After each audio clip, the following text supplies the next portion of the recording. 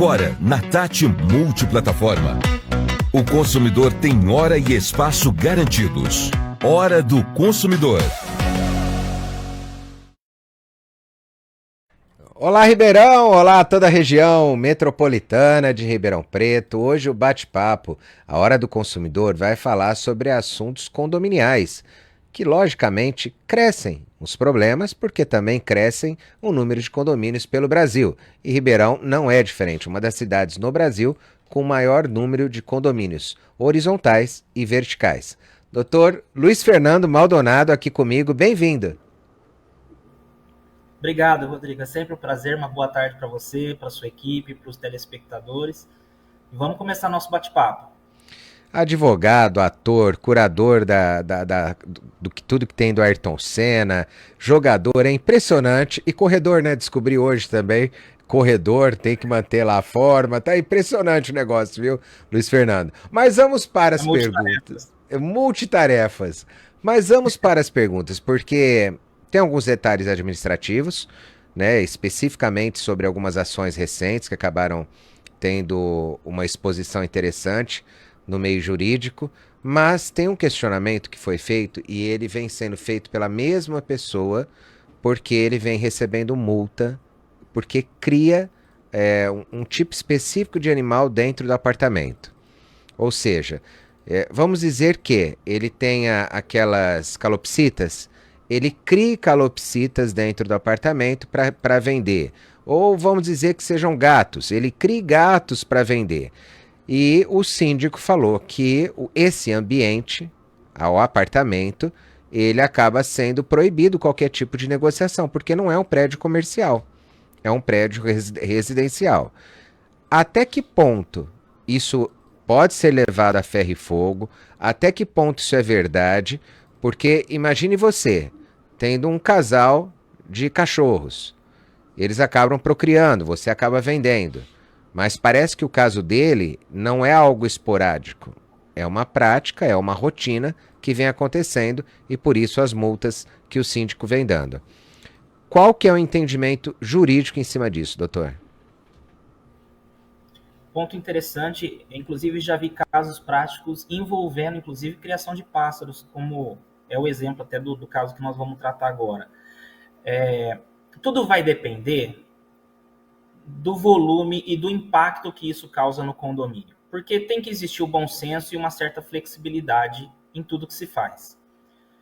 E nesse caso, por exemplo, se ele tem, sejam gatos, pássaros, qualquer tipo de criação, dentro de uma quantidade compatível com o espaço que ele mora, né? Ou seja, se for um apartamento pequeno, são 10 gatos, né? Várias aves, porque isso é compatível com o próprio espaço, até judia do animal, dependendo da situação, né? Então, aí já é um pouco incompatível, porque o apartamento ele é residencial, ele não é um lugar para a criação de qualquer tipo de espécie para comercialização. E nesse aspecto, o condomínio estaria correto em aplicar advertências e multas ao morador, se ele estiver fazendo isso com grande volume. Já vi um caso que a pessoa morava num apartamento e ela tinha uma varanda, era uma cobertura, nessa cobertura ela tinha uma varanda, e ela colocou em todos os espaços lá eram centenas de aves que ele criava para vender. Aí, nesse caso, é incompatível com o local, a destinação. Por isso que eu falo da quantidade. Agora, se ele tem 2 ou 3 e pega o filhote para fazer a venda, isso daí já não é algo impactante na vida do condomínio. Então, depende muito do bom senso de ambos, tanto do condômino quanto do condomínio. Porque nós sabemos das regras, principalmente em cima de animais violentos. Na hora que você passou sobre os canarinhos, né, mesmo que ele tenha as aprovações necessárias, né, para criação, às vezes a pessoa morava numa casa e tinha as aprovações e precisou deixar para ir para um apartamento e acabou levando a sua criação até lá. Nada melhor do que conversar, né, doutor? Chegar para o síndico, sim, explicar a situação, conversar com eles. Às vezes, a única renda que essa pessoa tem é procriar, né? Fazer um trabalho de procriação desse tipo de animal, de canário. E que é permitido, né, desde que tenha com as anilhas e tudo mais, e que ele seja permitido. Então, nada melhor do que o meio termo. Quando o síndico fala, olha, infelizmente não dá, inclusive muita gente ficar indo até nas dependências do apartamento, né, as dependências do condomínio e acaba atrapalhando, isso aí faz com que haja um certo risco à segurança do condomínio, né? Tem esse outro lado. Então, nada melhor do que conversar, achar um meio termo. E, doutor, a questão sobre a segurança, né? O risco à segurança do condomínio. Nós já falamos aqui algumas vezes de algumas pessoas que são convidadas e esses convidados são antissociais. Acabam sendo baderneiros, causando problemas dentro do condomínio e acabam sendo retirados também desse condomínio. A pessoa normalmente é multada, o condômino. Agora, o que coloca em risco a segurança de um condomínio que é causada através do próprio condômino? Qual é a falta de atenção que normalmente vem ocorrendo, que você vem percebendo, que por erro do condômino os problemas acabam acontecendo? Pelo que eu percebo, Rodrigo, na prática, na verdade, os maiores comprometimentos de segurança são causados pelos próprios moradores. O síndico, lógico, dentro da limitação que ele tem orçamentária ali, a administração do condomínio tenta implantar uma segurança mínima, né? Portaria, os sistemas de câmeras, de concertina, de cerca elétrica, enfim, vários outros até mais modernos que existem hoje, né? Mas não adianta ter todo esse trabalho se os próprios moradores não contribuem com a segurança. E são eles, geralmente, que comprometem essa segurança. Por exemplo, o condômino não aceita, já vi uma situação muito extrema, o condômino não aceitava que seus pais fossem parados na portaria para que fosse feita a identificação, o registro que eles estavam adentrando no apartamento. O condômino desceu do seu apartamento, xingou o porteiro e abriu o portão para os pais. É só um mero controle. O condomínio precisa ter um certo controle de quem está entrando e quem está saindo. Por mais que sejam pais do condômino, precisa seguir o rito. Então, numa situação dessa, o condômino compromete a segurança. Se o condômino, por exemplo, ele passa o controle do portão, seja o da garagem ou do portão de pedestre, para uma terceira pessoa, e essa pessoa entra, que não é condômina, ela entra através desse acesso sem se identificar, comprometeu a segurança também. Então, existem vários procedimentos que os próprios condôminos não contribuem que comprometem a segurança. Dentre eles, eu cito esses dois, que são os casos mais comuns de acontecerem. Ô doutor, tem uma pergunta, e aí eu vou exemplificar essa pergunta com a questão cobertura. A pessoa é dona de uma cobertura, ou seja, teoricamente, não sei se isso é verdade ou não, ela paga um pouco mais do condomínio. E aí ela tem direito a um peso diferente, ou vamos dizer que, olha, é um condomínio horizontal de casas e a casa específica é a diferenciada, tem 300 metros quadrados e não as comuns como 200 que são vendidas naquele condomínio e ele paga um condomínio um pouco maior por conta disso.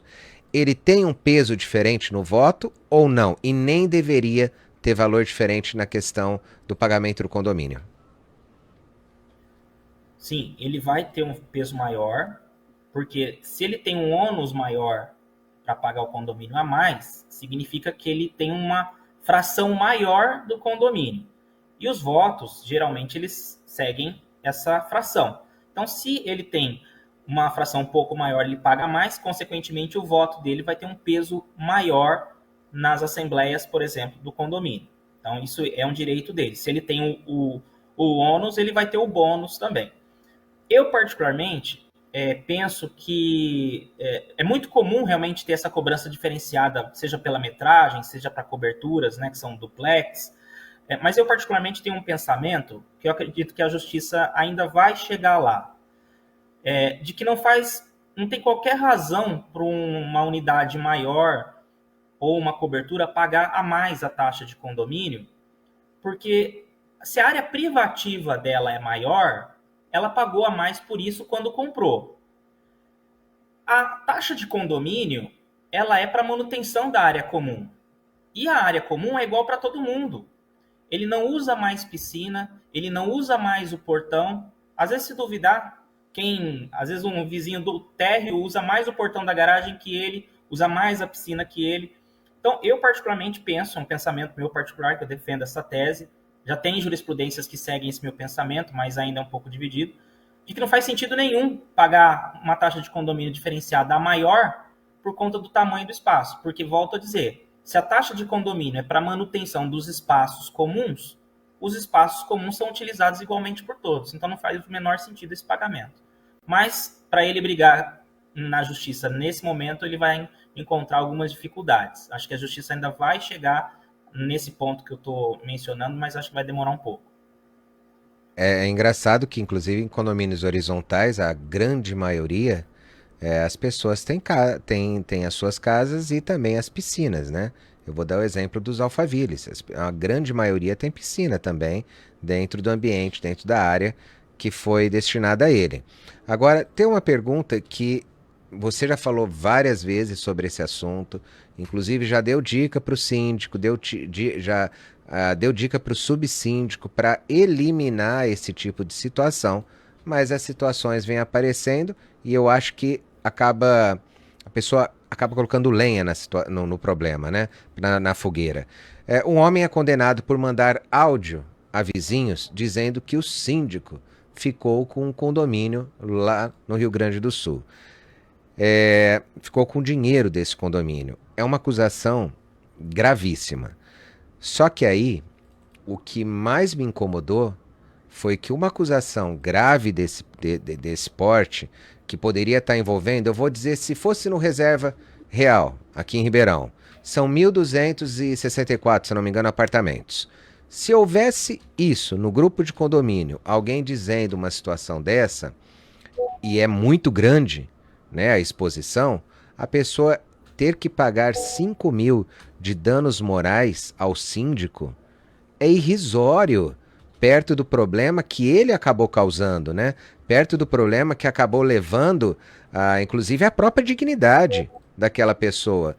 Com certeza, esse síndico acabou tendo problemas de ir e vir dentro do condomínio, não pôde mais frequentar a área comum, teve que passar muita noite em claro para comprovar tudo aquilo que foi exposto, né, de forma negativa.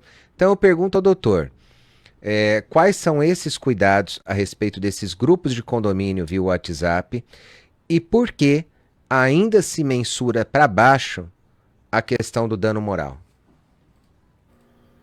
Realmente é um assunto que a gente já frisou porque é muito importante. Quanto mais vezes nós pudermos falar sobre esse assunto, tem cabimento, porque as pessoas elas não sabem usar o WhatsApp, menos ainda grupo.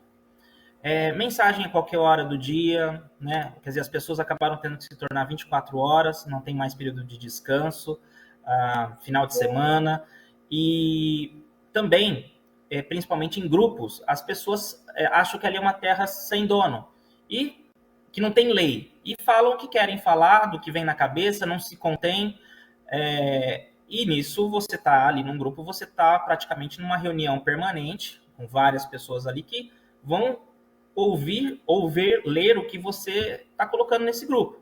E o que você coloca, se gerar prejuízo à imagem de uma pessoa, à idoneidade dessa pessoa, isso é passível de indenização, de processo.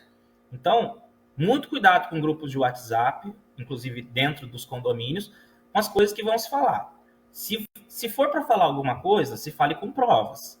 Fazer uma acusação leviana porque deu vontade de falar aquilo, vai receber um processo por danos morais.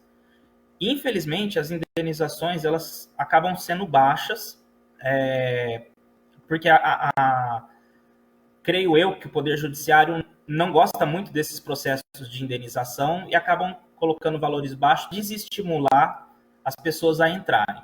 Mas devem entrar, não tanto pelo valor, porque também, além da indenização, o juiz manda a pessoa se retratar. Então, por exemplo, que eu tive, além da indenização que a pessoa recebeu, o juiz mandou ela se retratar no mesmo grupo, que é o principal objetivo. Mas as indenizações por danos morais, elas acabam sendo bem baixas, em torno de 5, 10, 15 mil reais, dependendo da situação, o que num grupo de WhatsApp, que às vezes você pode ter dezenas ou centenas de pessoas, é irrisório.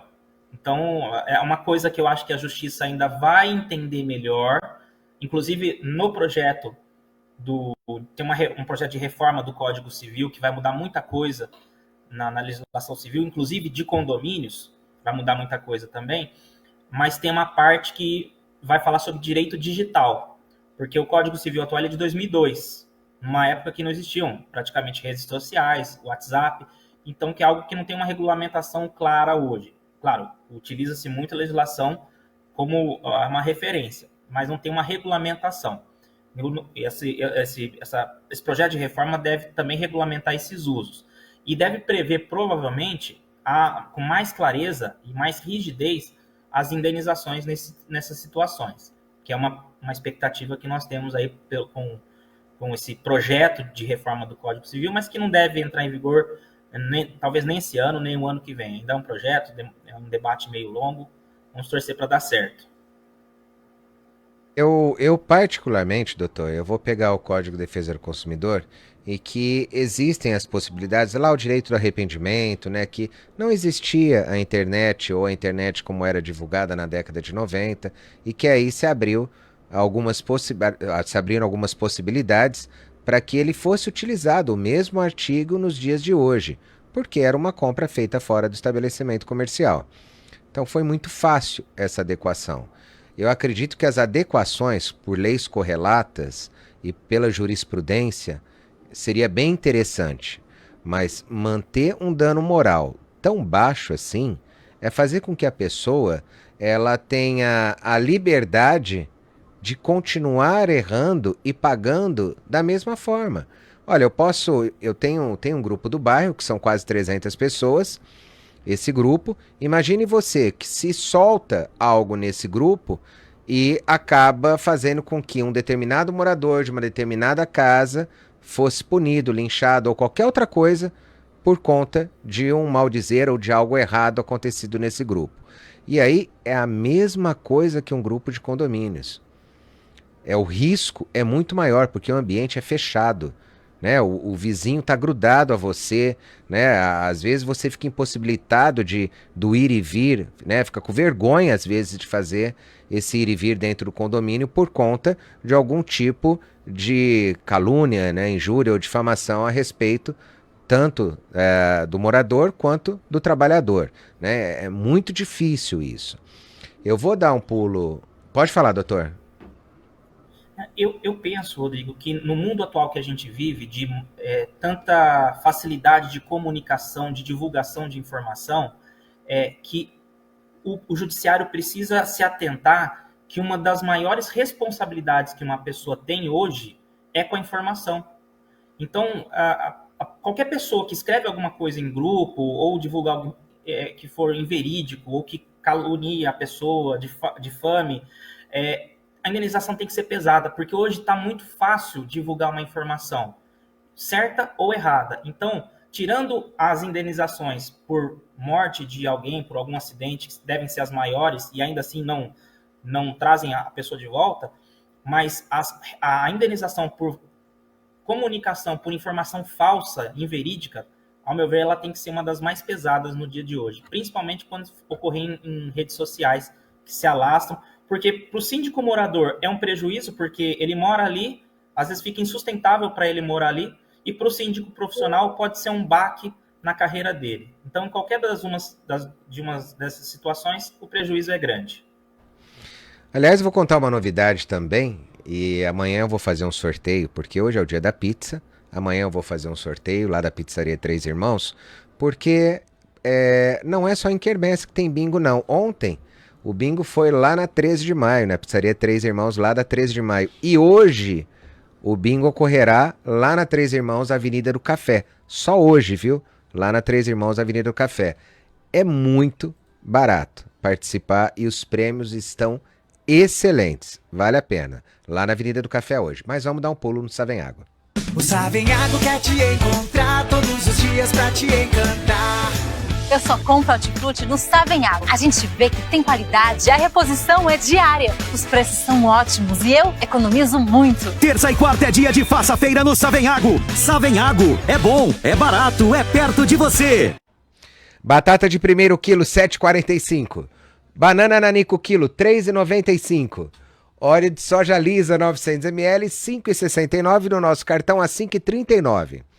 Arroz tipo 1, 4R, 5 quilos, 26,90. Leite longa-vida Italac, 1 litro, no Savigan, 4,29. Tomate longa-vida, o italiano, quilo, 4,95.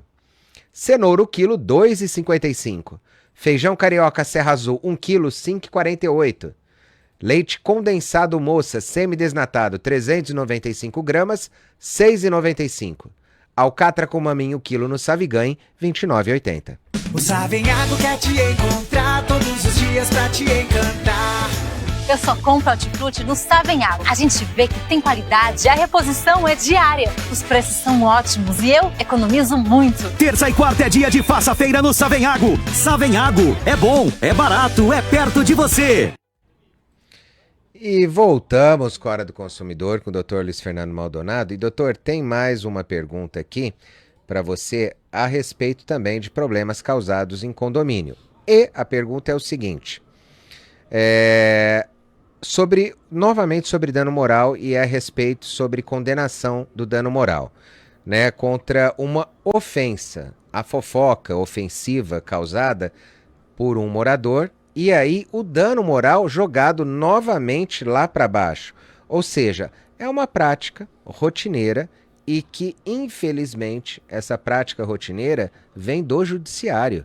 Porque o advogado, eu tenho certeza absoluta que quando você advoga para uma dessas partes, doutor, você com certeza pede um dano moral superior.